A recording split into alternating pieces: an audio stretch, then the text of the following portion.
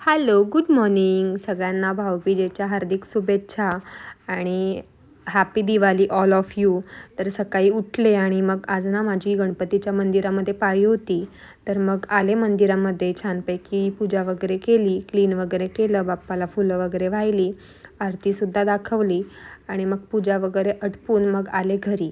घरी येऊन ना मला थोडं माझा चेहरा खूपच ड्राय झाला होता, तर मग चेहऱ्याला थोडं बर्फ लावायचं होतं. ते सुद्धा लावून घेतलं, कारण 2 दिवस झाले मी चेहऱ्याला बर्फ लावला नव्हता. इकडे सकाळी जाऊन मटण आणि चिकन आणलं होतं, कारण आज घरी येणार होता भाऊ. तर मग ते सुद्धा वॉश करून घेतलं आणि इकडे थोडी भांडी पडली होती, ती आधी लावून घेतली, कारण खूप पसारा होऊन जातो, भांडं व्यवस्थित एका हातामध्ये मिळत नाही. आणि मग लागले जेवणाच्या तयारीला.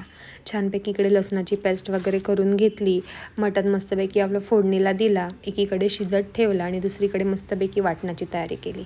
छानपैकी मसाला भाजून घेतला, जे शिजलेलं मटण होतं ते वाटणामध्ये टाकलं मसाल्यामध्ये आणि छानपैकी त्याला मिक्स करून घेतलं. इकडे मस्तपैकी आपलं जेवण रेडी झालं होता. छानपैकी आम्ही सगळेजण जेवलो आणि मग चिकन पण फ्राय केलं होतं. छानपैकी आम्ही जेवलो आणि मग भावाला बोललो की चल मी तुला आता ओवाळून घेते.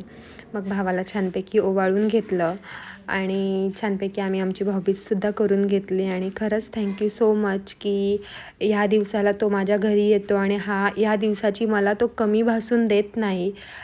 तर खरंच मी त्याची खूप आभारी आहे आणि असंच माझ्या घरी तू येत राहा आणि तुला पण तुझ्या आयुष्यामध्ये सुख समृद्धी सगळ्या गोष्टी लाभो, हीच मी देवाकडे प्रार्थना करते. आणि मग छानपैकी आम्ही इकडे गप्पा गोष्टी करत बसलो. आजचा व्लॉग कसा वाटला नक्की कमेंट बॉक्समध्ये सांगा.